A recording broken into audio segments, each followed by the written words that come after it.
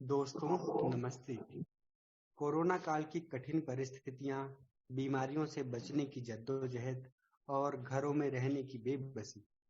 ऐसे में खासकर अगर आप दृष्टिबाधित हैं तो समस्या और भी बढ़ जाती है।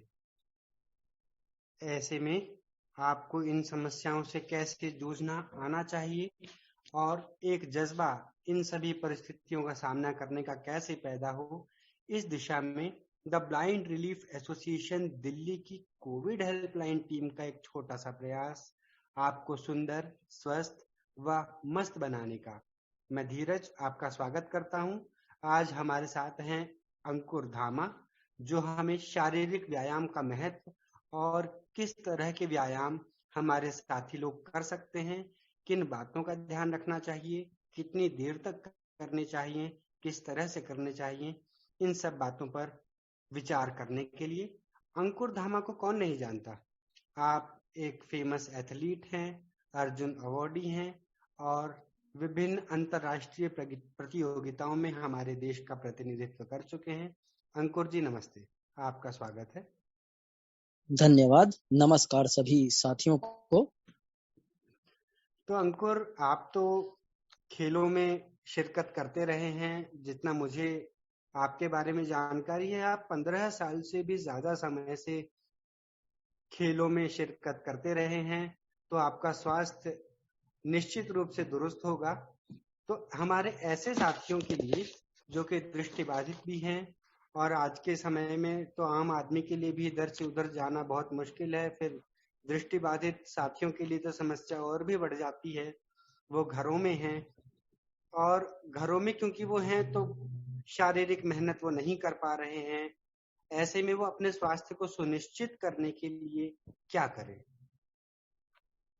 धीरज जी, आपका ये सवाल बहुत अहम है और आपकी ये चिंता भी उतनी ही जायज है, क्योंकि ये एक पेंडेमिक का समय है और इसका बहुत ही ज्यादा प्रभाव दृष्टिहीन लोगों में देखा गया है। दृष्टिबाधित लोगों को इसने जहां जनजीवन को तो अस्त व्यस्त कर ही दिया है, लेकिन दृष्टिबाधित व्यक्तियों पर इसका और गहरा प्रभाव देखने को मिल रहा है। ऐसे में इसको अगर मैं शारीरिक स्वास्थ्य और शारीरिक व्यायाम के साथ जोड़कर देखूं तो इसको समझना आज की परिस्थितियों में बहुत आवश्यक है। मैं सबसे गुजारिश करूंगा इस माध्यम से कि सभी इस समय अपने शारीरिक स्वास्थ्य का ध्यान रखें और शरीर को व्यायाम कराते रहें, क्योंकि व्यायाम इन दिनों बहुत ही महत्वपूर्ण है। घर से आना जाना हो नहीं रहा है और जिंदगी चार दीवारियों में होकर थम सी गई है। ऐसे में बहुत जरूरी है कि हम व्यायाम करें, अपने स्वास्थ्य पर ध्यान दें, क्योंकि स्थिरता बहुत तकलीफदेह है शरीर के लिए और हमारे आने वाले समय में भी इसका प्रभाव देखने को मिलेगा। तो ऐसे में जो आपने एक ये प्लेटफॉर्म तैयार किया है तो ये वो काफी मददगार होगा, मैं ऐसा समझता हूं, जिसमें आप और हम सब यहाँ शारीरिक व्यायाम किस तरह कर सकते हैं और इनके क्या लाभ होंगे, इस पर हम भी बातचीत करने वाले हैं। तो अंकुर जी, आज तो हम बात करेंगे कि व्यायाम, आप कितनी तरह के व्यायाम हमारे साथियों को बताने वाले हैं, किस समय करने चाहिए, कितनी देर तक करने चाहिए, आदि आदि। आगे आने वाले भागों में, आगे आने वाली जो बातचीत होंगी उनमें हम अपने साथियों को उदाहरण सहित करके भी दिखाएंगे। आप करके बताएंगे कि कैसे होता है। तो आज हम मुख्य रूप से उन बातों को जान लें जो व्यायाम करने से पहले किसी भी व्यायाम करने वाले व्यक्ति को ध्यान में रखनी चाहिए।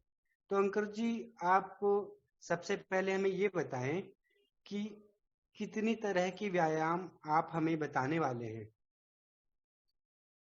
देखिए, व्यायाम मैं यहाँ पर बहुत ही सरलता के साथ और बहुत ही जो आसान हो हमारे सभी सुनने वालों को समझने में मैं मुख्यतः 3 स्वरूपों पर ही बात करूंगा, जिसमें एक होगा मोबिलिटी, यानी हम जिसमें अपने जोड़ों से संबंधित, स्ट्रेंथ यानी शक्ति ताकत से संबंधित, और स्ट्रेचिंग लचीलेपन। और मैं वेट लॉस वगैरह के लिए कुछ? हाँ, वेट लॉस इसके बाद में एक और श्रृंखला शुरू करी जाएगी, क्योंकि वेट लॉस पर हम कह सकते हैं, लेकिन इस पर चर्चा करना थोड़ा हाँ, मुश्किल उसके है। लिए अलग से बातचीत हो जाएगी। अच्छा अंकुर जी, सबसे पहले ये बताइए कि कौन सा वक्त सबसे अच्छा होगा व्यायाम करने के लिए हमारे साथियों के लिए? व्यायाम करने के लिए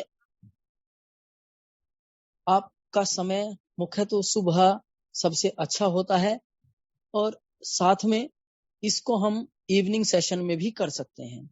लेकिन उससे पहले हमें जरूरी यह है कि हम अपने शरीर को बिल्कुल तरोताजा रखें और अपना स्टमक अपनी दैनिक क्रियाओं से छुटकारा पाकर ही हम व्यायाम को अच्छे से कर सकते हैं। यानी अगर कोई व्यक्ति सोकर उठता है तो सबसे पहले उसके लिए जरूरी है कि वह शौच आदि से निवृत्त हो जाए, उसके बाद वो व्यायाम का सोचे। हाँ, ये बहुत ही आप बिल्कुल ठीक समझे हैं। इसी प्रकार से हम व्यायाम को आगे बढ़ाते हैं।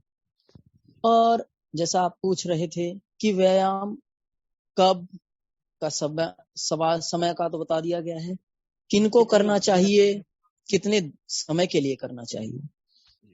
मैं यहाँ पर, क्योंकि हम बहुत ही सरल और सामान्य गतिविधि के साथ शुरू करेंगे, तो हमारे लिए 30 से 35 मिनट पर्याप्त होगा अपने आप को रोटेट करने के लिए, शरीर को स्वस्थ रखने के लिए और जीवंतता बनाए रखने के लिए।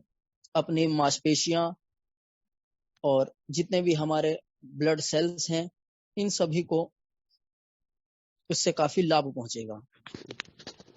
तो यानी कि शुरुआत में फिजिकल एक्टिविटीज को 30 से 35 मिनट से ज्यादा समय तक ना करें। 30 से 35 मिनट के अंदर अंदर ही सारी चीजें जो आप आगे आने वाले समय में बताएंगे करके छुट्टी पा लें, ऐसा? हाँ, ये बिल्कुल सही। और जहां तक बात है कि किनको करना है और किन सदस्यों को इसमें हिस्सा नहीं लेना है, हाँ। देखिए, किसी भी प्रकार की अस्वस्थता अगर शरीर में है, यानी ज्वर संबंधित और जुकाम खांसी, उस दौरान आप इन एक्सरसाइज को ना करें, क्योंकि आप एक्सरसाइज करेंगे, आपकी एनर्जी लॉस होगी और उस समय आपकी इम्यूनिटी काफी कमजोर होती है, जिसका एक नकारात्मक प्रभाव पड़ सकता है। साथ ही साथ ये मैं आपको उसी समय बताऊंगा जो एक्सरसाइज करनी होंगी कि उसमें किन लोगों को नहीं करना है और क्या क्या सावधानी रखनी होगी। इसमें उम्र का कोई विशेष वो नहीं है। यानी आप बच्चे। बच्चे, नौजवान साथी और हमारे बुजुर्ग साथी या उम्रदराज लोग भी इसमें कर सकते हैं। स्त्री पुरुष सभी कर सकते हैं? सभी कर सकते हैं। बस मेरी सलाह ये है कि जो प्रेग्नेंट वीमेन हैं वो इसको अपने डॉक्टर की सलाह पर ही करें, उनका उचित परामर्श हो तभी इनको किया जाए। अच्छा अंकुर, एक अहम सवाल, जब हम ये फिजिकल एक्टिविटीज शुरू कर दें तो अपने जीवन में आराम का कितना ध्यान रखें और खान पान को किस तरह से लें? खान पान का ध्यान भी कैसे रखें?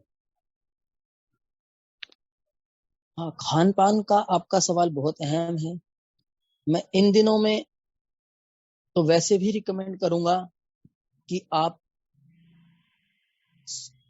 कच्चे फल, हरी सब्जियां और जितने भी रेशेदार चीजें हैं उनका ज्यादा प्रयोग करें।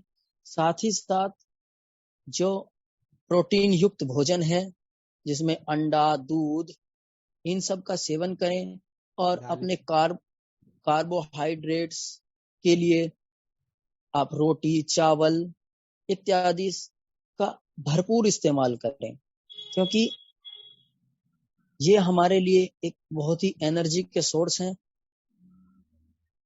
और इन्हीं पर हमारी जो शारीरिक शक्ति है वो टिकी होती है। यही हमारे मुख्य रूप से फैट, प्रोटीन और कार्ब्स पावर हाउस हैं एनर्जी के। और साथ ही साथ जो फ्रूट्स हैं, वेजिटेबल्स हैं, इनसे हमें पर्याप्त मात्रा में विटामिन्स इत्यादि मिलेंगे जो हमारी ओवरऑल हेल्थ को बेहतर रख पाएंगे। अच्छा अंकुर, आपने रेशेदार फल और सब्जियों की बात की। आप हमारे साथियों को एक बार उदाहरण सहित बता दीजिए कि रेशेदार से किन किन फलों और सब्जियों से आपका तात्पर्य है, जैसे खीरा और क्या क्या। जैसे फलों में अगर हम बात करें इस दौरान, क्योंकि गर्मी का मौसम है, तो आप तरबूजा, खरबूजा, संतरे इन सब का सेवन करें तो ये हमारे लिए बहुत फायदेमंद है। और साथ ही साथ इस समय जो आपको सीजनेबल फल अवेलेबल हो वो सभी उपयुक्त हैं। चाहे हमारे सेब हो, अभी हमें अनार मिल रहा है, वो भी हमें एंटीऑक्सीडेंट्स प्रदान करेंगे, तो उनसे हमारी विटामिन्स और छोटे मिनरल्स की पूर्ति हो जाएगी। अच्छा अंकुर, आराम का कितना ध्यान रखें। देखिए, आराम कम से कम 7 घंटे की नींद तो एक व्यक्ति को सामान्यतः रखनी ही चाहिए। और एक्टिविटी आप अगर 30 से 35 मिनट की कर रहे हैं तो वो आपको लाभ देगा, आपकी नींद में भी, आपके स्ट्रेस जो कई बार आजकल की परिस्थितियों में, क्योंकि हमारे ऊपर साइकोलॉजिकल भी काफी प्रेशर है, उसमें भी काफी मदद पहुंचाएगा। क्योंकि जिससे हमारा स्ट्रेस रिलीज होगा तो हम काफी अपने आप को बेहतर महसूस करेंगे, हमारी उससे स्ट्रेस रिलीज होगा, एंजाइटी भी नहीं होगी और डिप्रेशन जैसी जो समस्याएं इन दिनों घरों में रहने से घिर सकते हैं उनसे भी काफी निजात मिलेगी और आपको नींद भी उससे काफी अच्छी आएगी। यानी मेरे अंदाज से मैं आपको रिकमेंड करूं, अगर आप 35 से 40 मिनट एक्टिविटी करते हैं तो 7 से 7.5 घंटा आपको आपकी बॉडी को रिकवर करने के लिए बहुत अच्छा है। इसमें आप बाइफरकेट कर सकते हैं, 6 घंटा आप रात्रि में सो सकते हैं, 1 से 1.5 घंटा आप दिन के समय सो सकते हैं, या फिर आप एक ही साथ गुड स्लीप सो सकते हैं। ये डिपेंड करता है आपकी दिनचर्या किस प्रकार की है। तो ये अंकुर, आपने बहुत अहम बात बताई कि आज के समय में नींद ना आना एक बहुत बड़ी समस्या है, या तो चिंताओं की वजह से या अन्य कारणों से। शायद इसका एक बहुत बड़ा कारण ये भी है कि हमारा शरीर बहुत ज्यादा थकता नहीं है, लेकिन जिस तरह की एक्टिविटीज का आप जिक्र कर रहे हैं, फिजिकल एक्टिविटीज का, अगर कोई व्यक्ति उनको करने लगे तो मुझे लगता है कि थोड़ी थकान भी होगी और नींद अच्छी आएगी। तो इसके अलावा अंकुर, एक सबसे जरूरी बात आज की इस बातचीत की, आप हमें ये बताइए कि ऐसा ना हो कि मैंने अभी एक्सरसाइजेस की और मैं तुरंत जाके नहा धो लिया। मुझे लगता है कि इसका भी कहीं ना कहीं नेगेटिव इम्पैक्ट हमारी बॉडी पे पड़ सकता है। तो नहाने और फिजिकल एक्टिविटीज के बीच में कितना गैप रखें। नहाने और खाने के संबंध में दोनों के लिए ही बात कर लेता हूं। देखिए, आप एक्सरसाइज करने से 40-45 मिनट पहले कुछ ना खाएं और एक्सरसाइज करने के बाद आप सबसे पहले अगर कोशिश करें कि आपको प्रोटीन युक्त चीजें मिलें जो आपको 20 से 30 मिनट के अंदर मिलें। चाहे आप अंडा खा लें, चाहे आप दूध पी लें, और जो अन्य पदार्थ हैं जिनसे हमें प्रोटीन मिल सकता है उनका भी सेवन आप कर सकते हैं। नहाने के लिए उपयुक्त जो समय होगा वो कम से कम 1 आवर बाद होगा, यानी आपको 1 घंटा चाहिए, जिससे आपने जो अपनी बॉडी को वार्म किया है वो मसल्स, जो टिश्यूज हैं, वो धीरे धीरे पुनः अपने स्थान पर उसी वार्म टेम्परेचर पर कूल डाउन हो जाएं, उनका तापमान बिल्कुल परिस्थितियों यानी कि प्रकृति से मेल खा जाए, तब आप नहाने धोने आदि इत्यादि क्रियाएं कर सकते हैं। तो वर्जिश करने के बाद और नहाने के बीच का जो 50-60 मिनट का समय होगा, उस दौरान थोड़ा खाने पीने की तरफ गौर किया जा सकता है, ऐसा ही है जी अंकुर? हाँ, जी हाँ। तो अंकुर, मुझे लगता है कि आज हमने सारी बहुत सी जरूरी बातों को ध्यान में रखा है, बहुत सी बातें आपने बताई हैं। उम्मीद है हमारे साथी लोग इन सभी बातों से काफी कुछ सीखेंगे, और अगर उनकी कोई क्वेरी होगी तो वो हमारी कोविड हेल्पलाइन टीम से कांटेक्ट करके बात करके पूछ भी सकते हैं, आपसे संपर्क भी कर सकते हैं। आपसे संपर्क करना ठीक रहेगा अंकुर, अगर किसी को समझने में कोई समस्या हो? बिल्कुल, हम तो यहाँ पर हर्ष के साथ उपलब्ध हैं, इसमें हमें कोई समस्या बिल्कुल नहीं है। जितने लोग चाहें उनको जिस परिस्थिति में पूछना हो वह पूछें और अपने स्वास्थ्य का ध्यान रखें। आप दृष्टि बाधित हैं या नहीं हैं, जितनी बातें अंकुर ने बताई आप सभी के लिए ये बहुत जरूरी हैं। और ब्लाइंड रिलीफ एसोसिएशन दिल्ली की जो कोविड हेल्पलाइन टीम है, अगर आप विशेष रूप से दृष्टिबाधित व्यक्ति हैं तो आप कांटेक्ट कर सकते हैं। अंकुर जी से आपकी मुलाकात फोन के थ्रू हो जाएगी, आप उनसे अपने डाउट्स क्लैरिफाई कर सकते हैं।